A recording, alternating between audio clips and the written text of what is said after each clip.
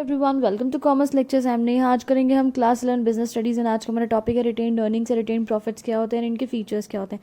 And guys, अगर आपको ये नोट्स चाहिए तो डिस्क्रिप्शन में एक लिंक है, उसमें से आप ऐप डाउनलोड करेंगे तो नोट्स आपको वहाँ से मिल जाएंगे। देखते हैं रिटेन्ड अर्निंग्स। रिटेन्ड वर्ड का मतलब क्या है? रिटेन करना, मतलब बचा के रखना, संभाल के रखना।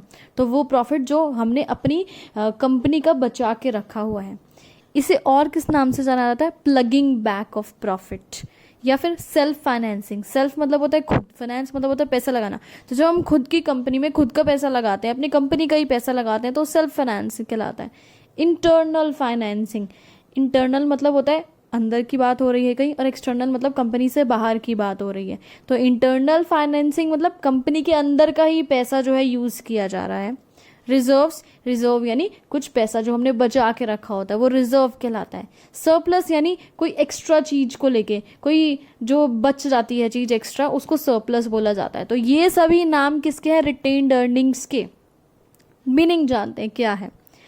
It refers to the portion of profit that is not distributed as dividends to share holders. यानी टोटल हमने कमाया पैसा, सपोज 1 करोड़ रुपया हमने कमा लिया। 1 करोड़ में से हमने सारे खर्चे निकाल लिए, शेयर होल्डर्स को डिविडेंड पे कर दिया, तो उसके बाद जितना पैसा बच जाता है वो कहलाता है रिटेन्ड अर्निंग्स। जैसे सपोज 1 करोड़ हमने कमाया था, उसमें से 80 लाख का हमने खर्चा कर दिया, तो जो 20 लाख रुपए बच गया है ना, जो हमने संभाल के रखा है, वो कहलाएगा retained earnings but are reserved for reinvestment back into the business. और इस पैसे को किस लिए संभाल के रखा जाता है, किस लिए एक रिजर्व के रूप में रखा जाता है? ताकि हम इसको दोबारा से अपने बिजनेस में री इन्वेस्ट कर दें। री इन्वेस्टमेंट का मतलब है दोबारा से बिजनेस में इस पैसे को लगा दें। आगे बढ़ते हैं, फीचर्स क्या है इसके रिटेन्ड अर्निंग्स के। सबसे पहला फीचर है इसका कुशन ऑफ सिक्योरिटी। ऐसे सिक्योरिटी का काम करता है ये। कैसे?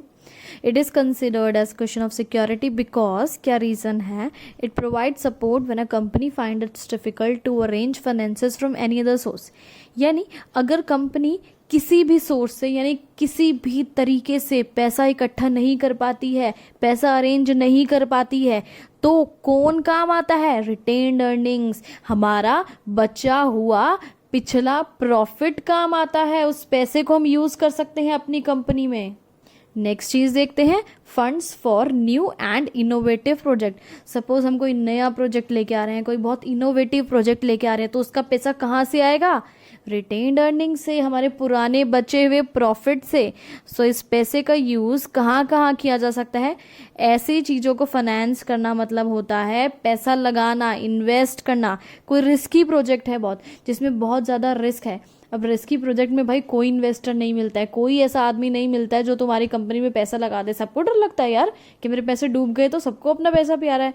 कोई इनोवेटिव प्रोडक्ट है, ठीक है, कुछ ऐसा जिसको बिल्कुल अजीब सा, बिल्कुल डिफरेंट सी कोई चीज़ लेके आ रहे हो, सबको डर लगता है कि ये चीज़ चले ना चले, हमारा तो पैसा डूब जाएगा। कोई रिसर्च कर रहे हैं आप, रिसर्च के लिए कौन पैसा देगा भाई? कोई जल्दी से पैसा नहीं देता।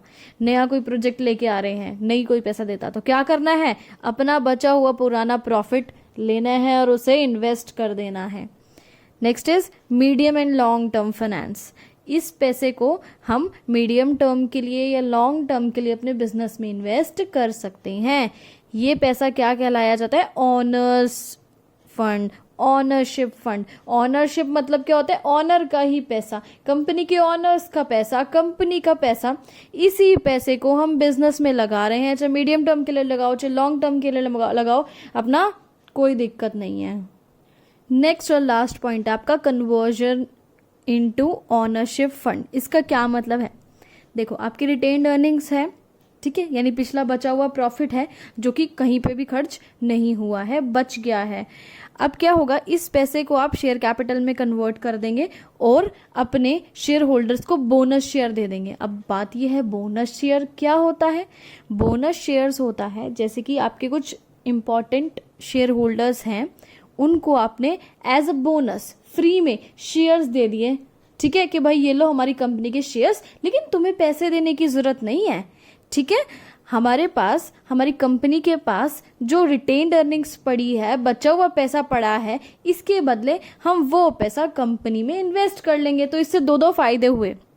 देखो, सबसे पहली फायदा किसको हुआ? आपके इन्वेस्टर्स को फायदा हुआ। इन्वेस्टर्स को क्यों फायदा हुआ? भाई फ्री ऑफ कॉस्ट उनको शेयर्स मिल गए, कुछ नुकसान नहीं हुआ, कहीं से पैसा नहीं गया हमारा, और इन्वेस्टर्स को शेयर्स मिल गए, सबसे पहली बात। दूसरा फायदा, अपनी कंपनी में पैसा आ गया रिटेन्ड अर्निंग्स के थ्रू, हो गया ना बेनिफिट। तो इसके बाद वीडियो खत्म हुआ। Thanks for watching this video, please like share and subscribe.